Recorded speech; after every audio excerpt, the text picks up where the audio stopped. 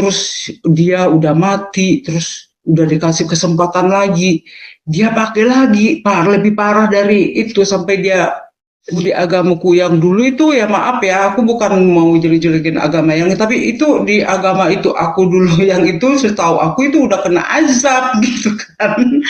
Loh ini kok sebegitunya gitu, maksudnya yang kayak begini tuh nggak ada di dalam apa. Terus aku mulai bertanya, masa sih gitu? Apakah dia benar-benar Tuhan gitu? Ya sahabat Tuhan, jumpa lagi bersama saya di channel Teva Murtadin. Tuhan Yesus memberkati kita semua. Dan seperti biasanya bahwa kali ini saya akan membagikan sebuah kesaksian dari seorang artis terkenal yaitu Rita Jamal. Seperti cuplikan video yang sudah kita lewatkan tadi. Dan saya percaya bahwa semuanya pada penasaran dengan kisah perjalanan bagaimana saudara kita Rita Jamal dipanggil atau dipilih oleh Tuhan menjadi pengikut Kristus. Ya, langsung saja mari kita sama-sama tonton kesaksian berikut ini. Silahkan Ibu Rita. Salam semuanya teman-teman Kristen ataupun non-Muslim. Sorry ya, aku memang udah lama banget di Jakarta. Kadang-kadang aku pun juga dibully gara-gara bahasa Minang aku tuh campur-campur. Tapi masih bisa banget dan masih lancar banget kalau dipakai nih, kalau dipakai setiap hari nih dan ngerti semua, nggak ada yang lupa gitu. Ya, aku Rita Jamal dari Sumatera Barat, etnisnya Minangkabau. Di Jakarta itu aku tamat sekolah sebentar, aku dari Padang itu masih agak jauh ya, 100 kilometer gitu. 100 kilometer lebih lah kira-kira gitu. Jadi tamat sekolah di kampung aku itu aku sempat merantau di kota Padangnya beberapa bulan lah gitu. Setelah itu aku langsung pindah ke Jakarta. Mama aku suruh pindah di Jakarta. Semenjak itu sampai hari ini di Jakarta gitu. Um, Sebenarnya itu kayaknya aku baru di sini dicerita ya, karena ini mungkin orang banyak yang nggak percaya gitu. Tapi itu ketika aku menjadi Kristen itu aku diingatkan Tuhan gitu. Waktu aku di kampung, waktu aku masih ibadah dengan perangkat Muslim gitu ya, yang pakai kalau perempuan kan pakai mukena gitu. Nah itu sebenarnya udah ada tanda-tandanya aku merasa asing di situ gitu, karena setiap aku pakai mau sholat sendirian ataupun misalnya di masjid kalau lagi terawih gitu kan. Nah itu biasanya itu kalau aku mulai sholat kan biasanya kan kita menjamin mata kan sambil baca ya. Nah itu aku tiba-tiba dalam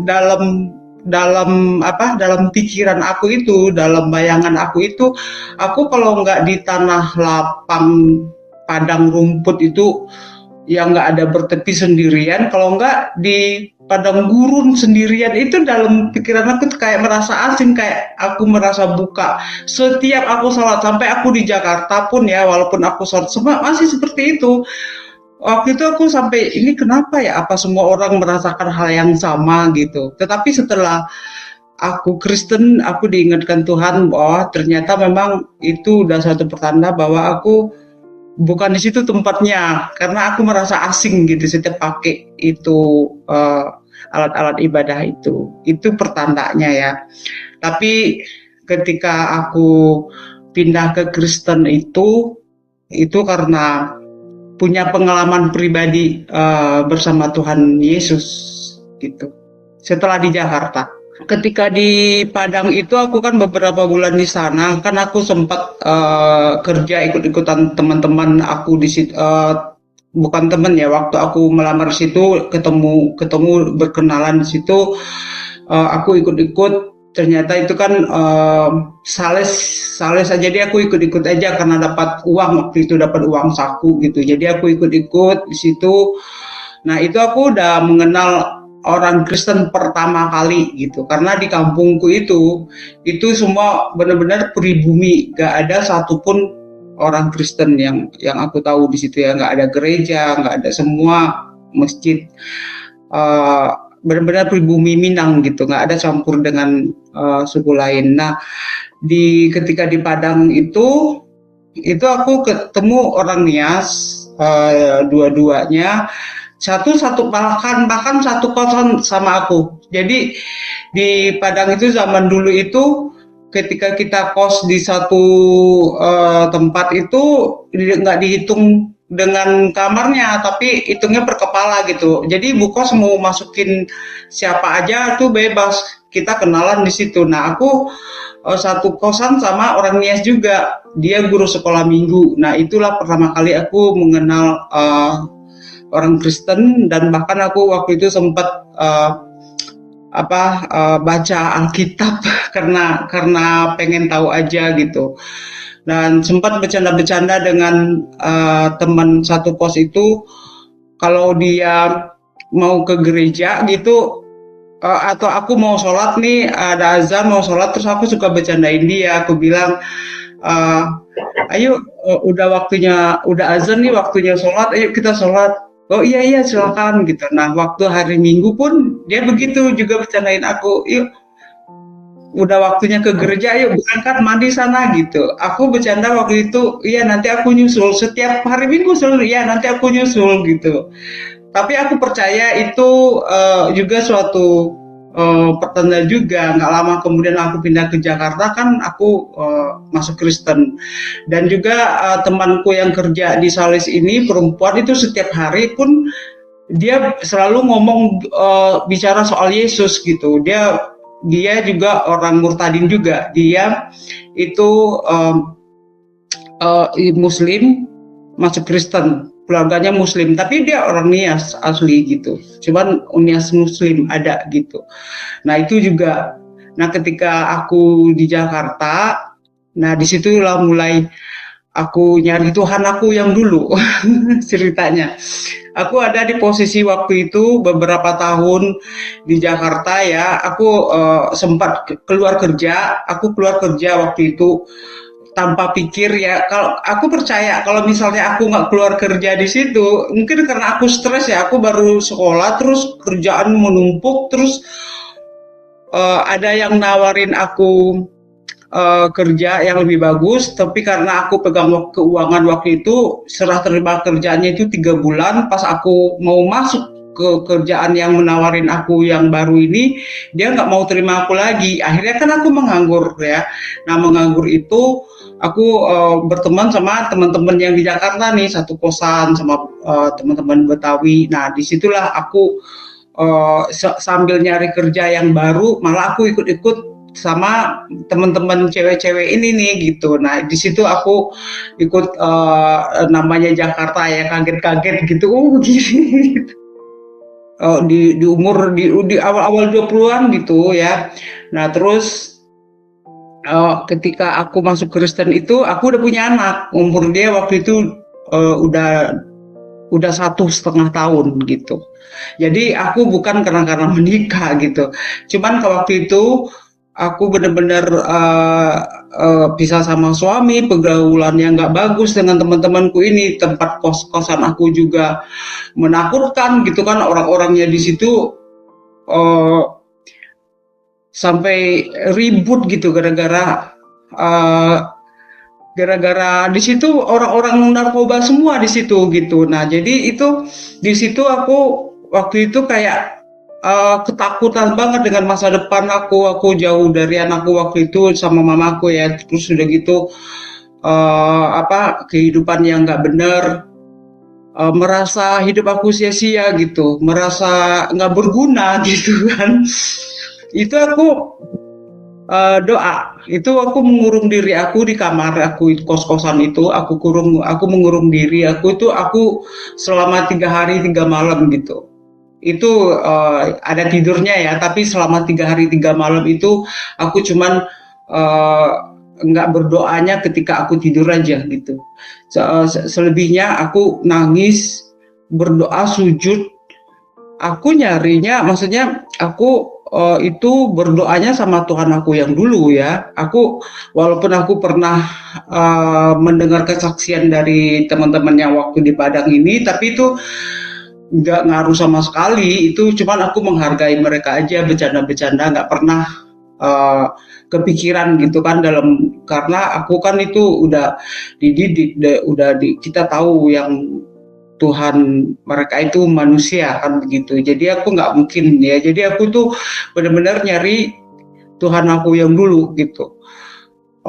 Benar-benar sebut namanya, panggil namanya gitu, dengan kerinduan yang begitu mendalam, dengan hancur hati gitu, karena aku butuh gitu. Itu setiap malam tuh bercucuran air mata selama 3 hari 3 malam itu. Nah, setelah 3 hari 3 malam aku udah puas, baru itu aku keluar gitu kan. Nah, nggak lama kemudian, karena aku punya hubungan juga kan, punya teman deket ya, sama orang Manado. Dia Kristen, tapi Kristennya itu bukan Kristen yang takut Tuhan. Kalau dia ya, nah waktu dia kenalin sama keluarganya dia, nah itu ternyata keluarganya itu keluarga yang taat, yang benar-benar taat, yang punya mesbah keluarga, setiap minggu ke gereja gitu. Nah aku ketika disitulah aku mulai tuh, mereka itu kayak jiwa mungkin ya, kalau itu kan alirannya, setelah aku Kristen aku tahu itu aliran yang karismatik gitu kan. Jadi kalau ada yang kayak aku gitu, mungkin ngelihat aku juga merasa ini jiwa gitu kali ya, atau mungkin sama Tuhan. Jadi mereka itu menginjili aku gitu. Maksudnya ada di situ ada dua orang juga yang tadinya Muslim juga, bahkan itu dia kan orang Sunda, bahkan mereka itu tamat pesantren, dua-duanya adik kakak. Nah itu dia secara langsung juga bersaksi sama aku gitu. Tapi karena di dalam hati aku tuh nggak ada iman ke situ ya. Aku menghargai orang ya, tapi di dalam hati aku tuh apaan sih gitu kan, tuh manusia aja lu sembah gitu. Tapi aku nggak pernah keluar ucapan begitu gitu, cuman dalam hati aja aku nggak percaya apa yang, walaupun mereka itu udah serius banget bersaksi sama aku gimana Tuhan bekerja dalam hidupnya, bahkan dia sampai pengen melayani Tuhan sampai ke pelosok-pelosok saking cintanya. Padahal tadinya yang kakaknya itu benci banget karena adiknya masuk Kristen, kakak itu benci banget. Tapi akhirnya dia juga dijamah Tuhan gitu. Tapi suatu hari ketika aku nginap di situ, aku nginap dikasih kamar ya, satu, terus dikasih tape sama kaset ya zaman dulu. Nah kaset itu aku di malam itu dengerin sebelum tidur gitu. Nah itu aku dengerin tuh kaset itu, iseng aku dengerin gitu ya. Tapi mulai dari awal itu dia kesaksian ya. Ini ternyata itu kan kaset kesaksian. Dari awal itu, mulai itu aku udah mulai kayak tertarik dengan kesaksiannya dia gitu. Tertarik. Nah ini hidupnya sama nih kayak aku, walaupun aku nggak seperti maksudnya kan hancur juga, aku merasa hidupku hancur gitu, masa depanku hancur. Kalau dia kan pakai obat-obat butau gitu loh, yang suntik gitu, sampai dia overdosis dan meninggal, divonis meninggal. Nah di situ aku mulai tergerak hatiku bertanya gitu, ketika dia bersaksi bahwa ketika dia udah divonis meninggal, di alam roh itu, di dalam dia udah melihat tubuh dia sendiri terbaring di rumah sakit, tapi di alam roh itu dia bertemu dengan Tuhan Yesus gitu.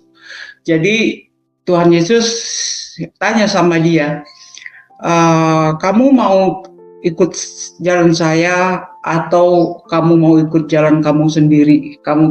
Terus dia bilang dia mau ikut Tuhan Yesus. Ini anak yang ini tuh bapak ibunya pendeta loh, dua-duanya padahal gitu.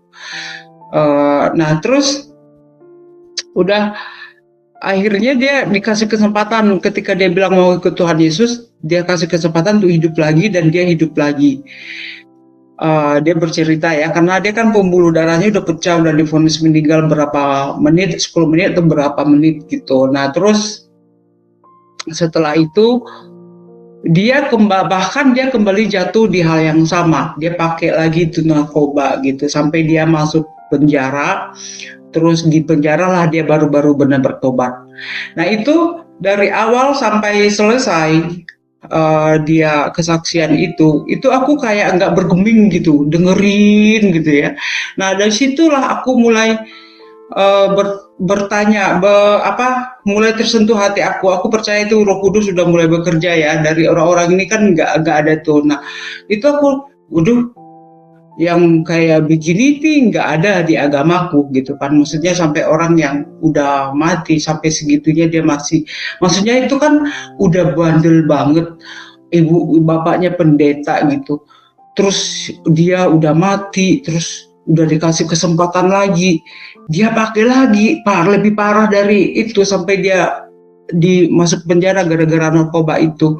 Di agamaku yang dulu itu ya, maaf ya, aku bukan mau jelek-jelekin agama yang, tapi itu di agama itu aku dulu yang itu setahu aku itu udah kena azab gitu kan. Loh ini kok sebegitunya gitu, maksudnya yang kayak begini tuh nggak ada di dalam apa. Terus aku mulai bertanya, masa sih gitu, apakah dia benar-benar Tuhan gitu. Nah itu besokannya kan aku pulang ke aku waktu itu tinggal di Tangerang sama saudara-saudara aku, kakak-kakak aku, sama adikku satu. Nah itu aku balik ke situ. Nah aku dalam pulang itu pikiran aku tuh nggak bisa terlepas dari itu. Aku masa sih dia Tuhan, dia kan manusia gitu kan, nabi gitu kan, masa Tuhan manusia kan, begitu ya dalam pikiran aku gitu. Tapi kok kayak perang ya, akhirnya kan aku gini, akhirnya karena aku nggak bisa lepas dari pikiran aku, akhirnya aku gini, aku harus menemukan jawabannya gitu, aku harus membuktikan sendiri gitulah, karena nggak bisa hilang dari pikiran aku. Waktu aku pulang pun pikiran aku ke situ juga. Pertanyaan, dia Tuhan apa enggak sih, masa sih gitu kan dia cuma nabi, dia kayak gitu gitulah gitu, karena kita taunya begitu. Nah akhirnya terus aku juga sempat bertanya juga, loh kok aku ketemu ya udah berapa orang nih orang bersaksi tentang Tuhan tentang ini nih, yang terakhir kan ini yang luar biasa banget gitu. Nah itu mulai bertanya dulu, aku mau pengen buktiin. Nah akhirnya aku pernah diajak sekali, aku inget tuh tempatnya di Pondok Indah, namanya Rumah Doa. Aku pernah diajak sama keluarganya sekali ke situ, dan aku lihat di situ ada kayak ibadah gitu, tapi itu bukan ibadah raya ya, karena itu hari Kamis, hari Selasa gitu, ada tulisannya Rumah Doa, terus misalnya kebangunan rohani atau apalah, aku udah lupa gitu ya. Terus aku ingat hari Kamis waktu itu aku harus ke situ, aku mau cari jawabannya, apakah bener dia Tuhan apa enggak. Pokoknya aku harus tahu hari ini gitu. Aku mau buktikan sendiri. Nah itu aku udah kayak dituntun aja. Beneran itu aku merasa udah kayak pergi aja gitu. Pokoknya aku pergi. Nah akhirnya aku pergi ke situ sendirian ya. Aku nggak hubungin temanku ini ataupun keluarganya, aku nggak hubungin. Pokoknya aku sendirian ke situ. Nggak ada yang aku kenal juga di situ. Orang aku baru sekali ke situ kan. Tapi aku tahu tempatnya, deket dari tim itu. Udah, aku ke situ. Nah di situ itu aku udah mulai nih, aku baru masuk itu ternyata kayaknya ibadahnya udah mulai nih, ini kayaknya orang-orang lagi anak-anak muda semua tuh, termasuk aku juga muda. Terus udah pada ngumpul di situ. Terus udah gitu aku ikutan gitu, ada yang gitu ngasih ke aku Alkitab kalau nggak salah. Pokoknya aku udah masuk di situ. Nah itu kan aku nggak tahu ya, aku udah mulai nitikin air mata, cuman kan pendetanya masih jauh, kan banyak tuh anak-anak muda yang didoakan. Nah itu kan pendetanya masih mulai doa di ujung sana, aku di ujung sini. Nah, tapi di sini nih aku udah ngomong sama Tuhan nih. Aku udah bilang sama Tuhan, Tuhan, aku mau bukti gitu. Kalau memang Dia Tuhan, aku mau bukti saat ini juga gitu. Sebenarnya waktu itu mungkin banyak ya, cuman yang aku pertanyakan itu cuman 2 aja, itu aku kayak udah di sama Roh Kudus ya. Waktu aku minta bukti sama aku kalau memang Dia Tuhan, aku mau Dia terima aku sebagai hambanya, karena waktu itu kan aku nggak ngerti anakku, tapi kan anakmu gitu kan kalau orang Kristen, tapi kan kalau orang Muslim kan hambamu kan begitu. Jadi aku terimalah aku sebagai hambamu gitu kan. Nah terus baru begitu aja aku minta bukti tuh tunjukin saat ini juga kalau memang Dia benar-benar Tuhan gitu. Nah itu aku kayak jatuh gitu, kayak ada sesuatu yang nggak tahu, aku cuma ngerasain kan, nggak bisa ngelihat, itu kan Roh Kudus ya. Tapi itu aku benar-benar ngerasain banget itu, ini loh, dari sini ini ya, kayak dari kuduk ini tuh, itu banyak banget roh-roh yang keluar. Itu aneh ya, aku bisa ngerasain gitu. Aku nggak ngelihat, mungkin kalau ada orang, kalau di gereja karismatik kan ada namanya karunia penglihatan gitu. Aku nggak bisa ngelihat, tapi aku ngerasain banget tuh roh itu banyak banget keluar gitu, kayak banyak, berasa gitu, berasa badannya itu beda. Dan ketika itu begitu keluar, aku sekarang setelah jadi Kristen aku baru ngerti, oh ternyata kalau roh Tuhan itu masuk ke kita, nggak bisa bercampur dengan roh-roh yang tadi itu, yang banyak itu. Itu aku baru mengerti bahwa itu roh-roh ketakutan, roh-roh yang nggak punya harapan, roh merasa hidup nggak berguna itu, rasa nggak berharga itu keluar. Itu udah aku ngerasain yang namanya sukacita. Kan ada tuh di Filipi 7 ayat 4, Filipi 7 4 ayat 7, damai sejahtera yang melampaui akal itu benar melampaui akal kita, karena kan kita nggak bisa mendescribe rasanya gimana ya, karena itu begitu luar biasa aja gitu. Terus rasa damai itu, damai dan rasa sukacita. Mungkin kalau orang dunia bilangnya itu bahagia kali ya, bahagia yang luar biasa. Terus yang berasa dicintai Tuhan itu, kita kan nggak ngelihat nih, aku kan nggak ngelihat Tuhan ya, tapi aku tahu itu Yesus ya, orang aku kan ke situ perginya. Itu dicintai itu, kayaknya aku nggak bisa ungkapin betapa Tuhan itu cintanya sama saya gitu. Saya nggak bisa ungkapin, tapi saya ngerasain gitu. Terus betapa begitu deketnya Dia. Aku waktu itu benar-benar ngerasain hatiku aja yang ada di dalam itu, Tuhan itu lebih dekat lagi dari hatiku itu gitu. Nah itu setelah aku ngerasain itu terus itu rasa aku memang nangis ya, menangis itu ngerasain hal yang nggak bisa aku ungkapin dengan kata-kata, sukacita, damai sejahtera itu, bahagianya gitu, merasakan kasih Tuhan itu, sampai aku keluar dari situ. Kan di situ nggak ada yang kenal sama mereka. Pas aku keluar dari situ, itu aku ketemu orang-orang nih ya di jalan itu. Itu saking mungkin karena roh Tuhan itu masih begitu menggebu-gebu di aku, itu aku sampai pengen meluk orang gitu ya, mau meluk orang itu dan mau bilang sama dia, Tuhan Yesus itu baik kan, itu sangat sayang sama kamu gitu. Pengen begitu. Bahkan setiap orang yang nggak aku kenal pun aku senyum saking bahagianya gitu. Nah itu setelah itu baru aku tahu, baru diingatkan Tuhan, baru beberapa saat yang lalu ya, mungkin berapa minggu, berapa bulan, nggak nyampe berbulan-bulan ya, mungkin 1 bulan jaraknya itu. Aku ingat, aku 3 hari 3 malam kemarin ini berdoa, dan apa yang aku rasakan, hidup yang tidak berharga, hidup yang sia-sia, yang takut dengan masa depan, takut ya seperti itu nggak ada. Merasakan butuh Tuhan itu kan banget gitu, merasakan butuhin Tuhan banget, dan itu semua dijawab Tuhan gitu. Aku yang takut masa depan, apapun aku nggak takut lagi gitu. Aku merasa hidup yang penuh harapan gitu. Terus merasakan Tuhan yang tadi aku cari-cari, lu di mana sih Tuhan? Aku butuh itu, dia ada gitu ya, Tuhan Yesus itu gitu. Jadi walaupun aku nggak mendengar suara seperti itu, tapi aku berkata bahwa ini loh saya Tuhan gitu yang kamu cari gitu. Walaupun aku nggak mendengar seperti itu, tapi Tuhan kasih semua jawabannya ketika aku dijamah Roh Kudus itu.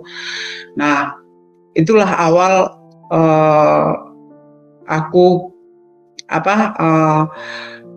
masuk percaya sama Tuhan Yesus, karena memang itu pengalaman pribadi ya.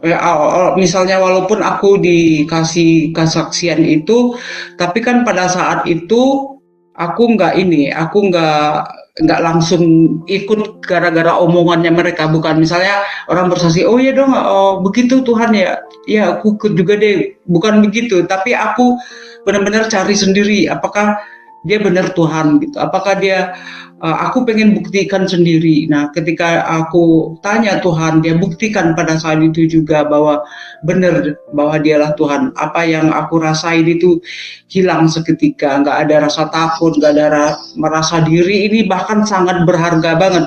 Bahkan aku tanya sama Tuhan, aku yang nggak berharga ini gitu, aku merasa sangat berharga sama Tuhan gitu. Nah, itu yang membuat aku nangis gitu. Ya udah, setelah itu aku pulang kan gitu. Mulai dari saat itu aku mulai ke gereja ke tempat temanku ini, bukan di Pondok Indah lagi. Ada kalau ini benar-benar gereja. Akhirnya kan aku cerita kalau aku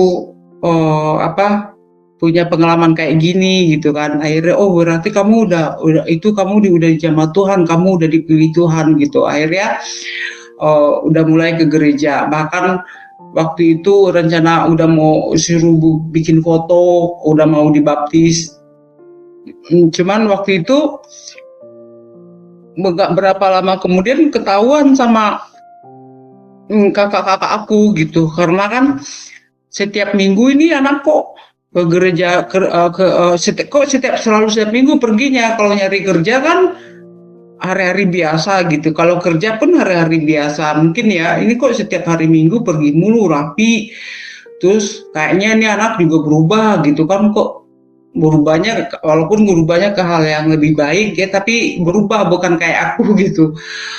Akhirnya diperiksa lah tas aku waktu aku pulang gereja itu, walaupun aku nggak bawa ke Alkitab ya, waktu itu belum punya. Tapi ada warta-warta ini yang aku masukin dalam tas itu, warta-warta dari gereja itu.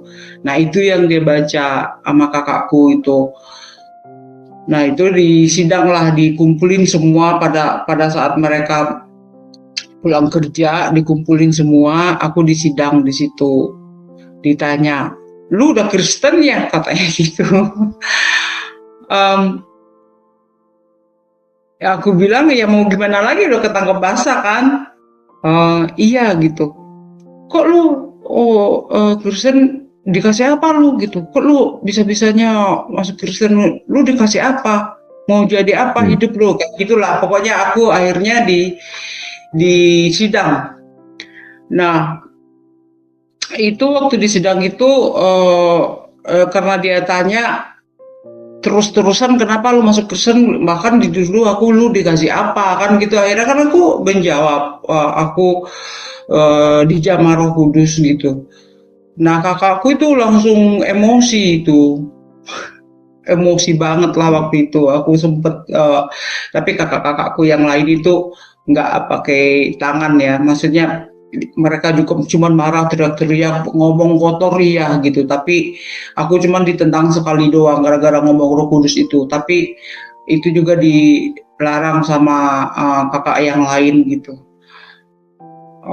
Akhirnya suruh pilih apakah ini sekarang gini, kalau kamu mau tetap ikut Tuhan lu itu atau mau ikut keluarga gitu, lu belajar yang bener Islam kalau lu mau ini lagi. Kalau enggak, ya udahlah, disuruh pilih di antara dua itu, mau ikut Tuhan atau mau balik lagi. Tapi kalau mau ikut Tuhan aku yang sekarang itu, ya lu pergi, kita putus semua sama keluarga, sama mamaku itu kan masih di kampung, jadi cuman lewat telepon aja. Akhirnya karena pada saat itu aku masih cinta mula-mula ya sama Tuhan ya. Maksudnya aku aja mau nungguin hari Minggu aja kayaknya lama banget gitu kan, mau ikut ibadah. Terus mau disuruh pilih gitu. Ya, aku gimana ya, waktu itu kan ini namanya keluarga, kita itu deket banget, kita itu ini, tapi sakit juga gitu kalau harus kehilangan mereka gitu. Tapi aku juga nggak mau kehilangan Tuhan kan nanti suruh belajar lagi, Islam nggak mungkin bisa masuk. Akhirnya aku pilih keluar dari rumah itu. Nah hari itu juga aku pergi. Nah, aku pergi ke keluarga yang aku kenal ini kan, tapi mungkin ya pada saat itu dia pikir karena aku ini orang Padang, orang Minang gitu ya, takut diikutin di belakang. Jadi aku itu cuma asumsi aku ya. Aku rasa sampai hari ini aku nggak tahu kenapa dia nggak mau menerima aku sehari aja, padahal udah malam gitu. Masuk pagarnya aja nggak boleh gitu. Nah itu langsung aku itu pada saat itu kan langsung gimana ya, kayak gini ternyata Kristennya gitu kan, aku pikir gitu. Jadi itu aku langsung kecewa itu sama orang, masa aku ini gitu. Jadi akhirnya yang tadinya mau dibaptis di gereja itu, aku nggak jadi mau dibaptis. Kenapa? Karena itu bukan gereja dia, maksudnya, tapi kan hampir seluruh keluarganya gerejanya di situ. Kalau aku ke situ ketemu mereka, aku sakit hati gitu. Masa masuk besok aja udah malam gitu kan, besok apa kek gitu. Aku juga punya teman-teman kan gitu. Tapi di situ aku sakit hati banget waktu itu ya, pada saat itu ya gitu. Nah akhirnya aku nggak jadi baptis di situ gitu, tapi aku cuman kata dalam hati aja, aku akan buktikan ya sama kalian semua kalau aku itu masuk Kristen bukan karena lihat lu kaya terus gue mau numpak hidup, bukan begitu ya gitu. Tapi karena memang aku punya ini sahabat Tuhan kan. Akhirnya ya udah aku nggak jadi baptis gitu. Akhirnya aku kembali ke teman-temanku yang bandel-bandel ini lagi gitu. Untuk sementara kan aku di situ, tapi nggak lama sih.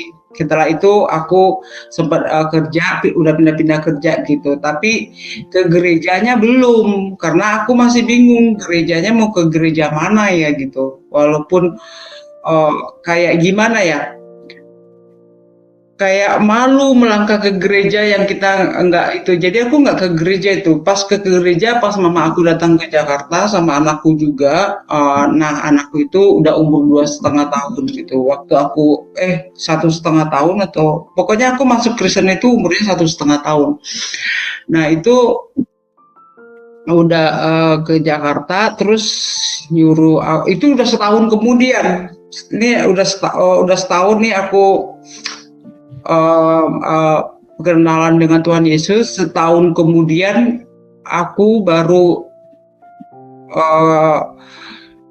mamaku datang, baru ditanya apakah aku udah dibaptis atau belum. Dan selama 1 tahun itu aku nggak pernah ke gereja.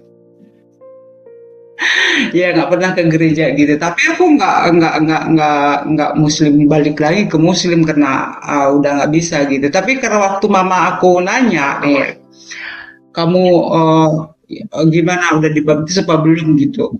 Aku bilang belum, memangnya kenapa? Aku tanya gitu kan. Kalau belum, lebih baik balik lagi lah. Kalau belum masih bisa diterima di Islam gitu. Kalau udah nggak kalau udah dibaptis sudah nggak bisa diterima lagi gitu. Kalau udah dibaptis nggak bisa terima balik lagi ke Islam gitu.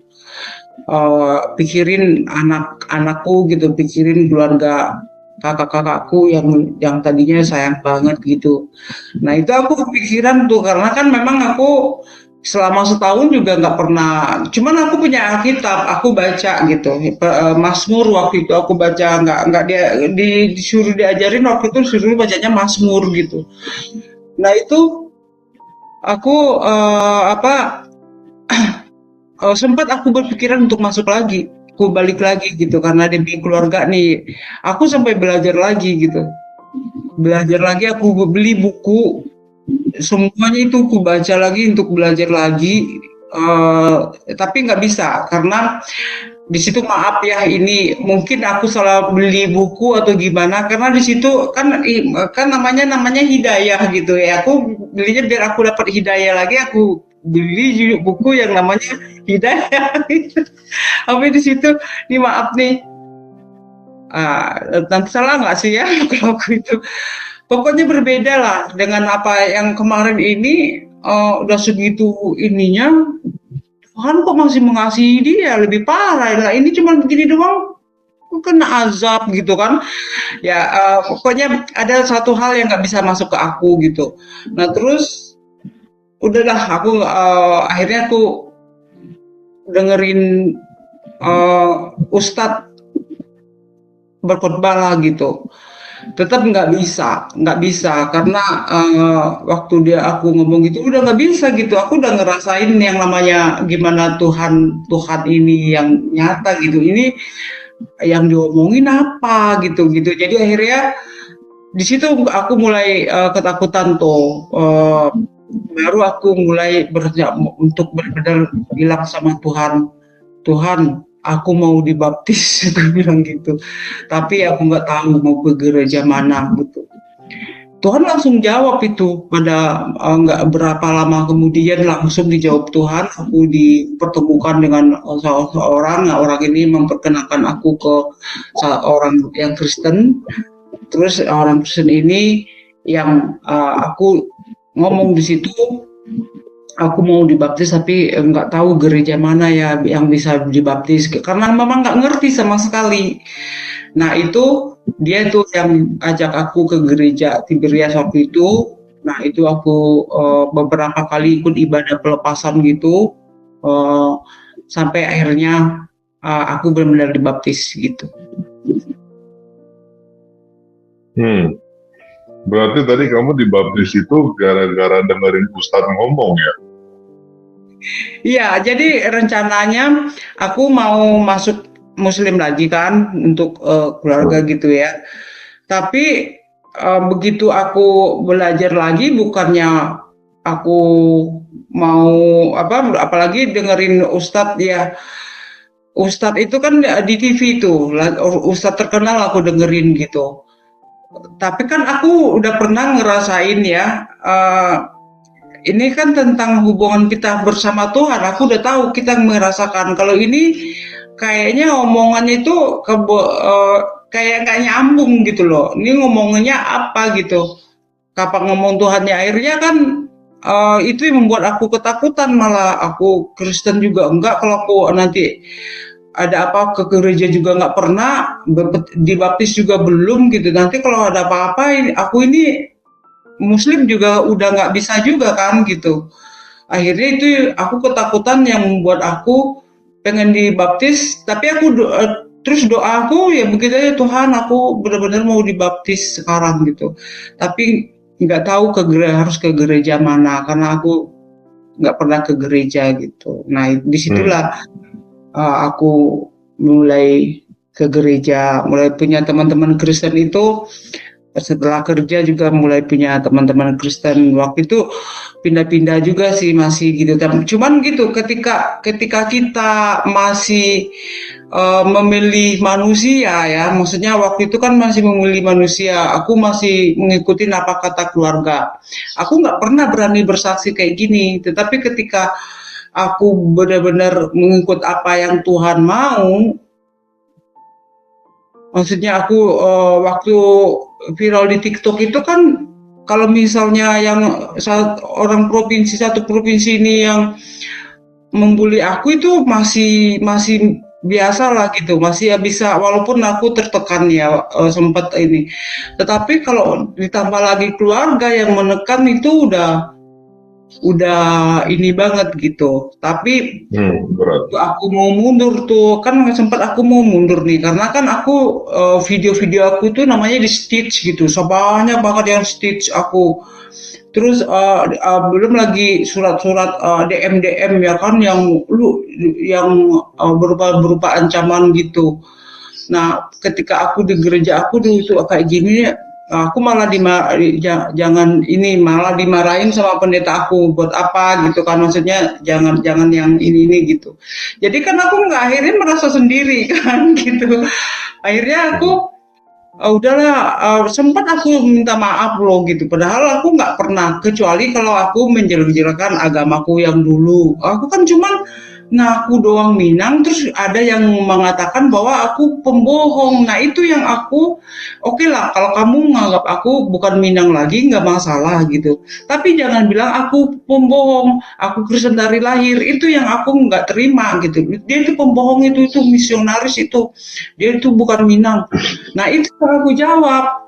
Yang aku jawab itu jadi lu bawa-bawa Minang, bukan bawa-bawa Minang, tapi ini bukan dari komen aja, banyak yang ancam juga gitu. Lu jangan pembohong lu gitu. Ya, akhirnya kan biar orang-orang tahu kan aku harus menjelaskan gitu. Aku nggak mau dong ini itu tadinya ya, yang tadinya yang viral di akunku yang satunya ini kan udah 3 kali akun aku itu yang TikTok. Udah 3 kali ganti itu akun aku itu. Nah itu sempat aku mau mundur, tapi tiba-tiba anakku ngasih aku WA, ngasih firman anakku itu. Tiba-tiba ada firman Tuhan yang berapa ya, yang imamat yang rajani itu loh. Kamu akan memberitakan perbuatan besar daripadaku gitu.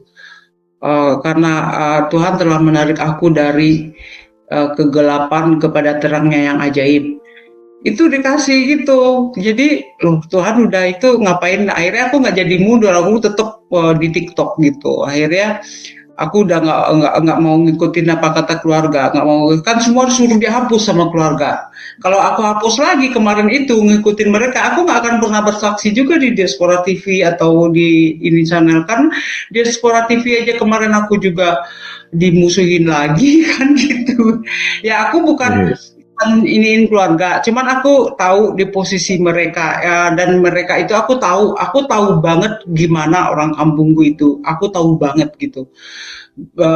Beda gitu, memang beda gitu, memang mereka membedakan diri juga dengan yang lain gitu. Buat mereka itu suatu kebanggaan, buat aku, buat kita, aku khususnya anakku itu bukan suatu kebanggaan kalau kamu itu RASIS ya, tahu kan?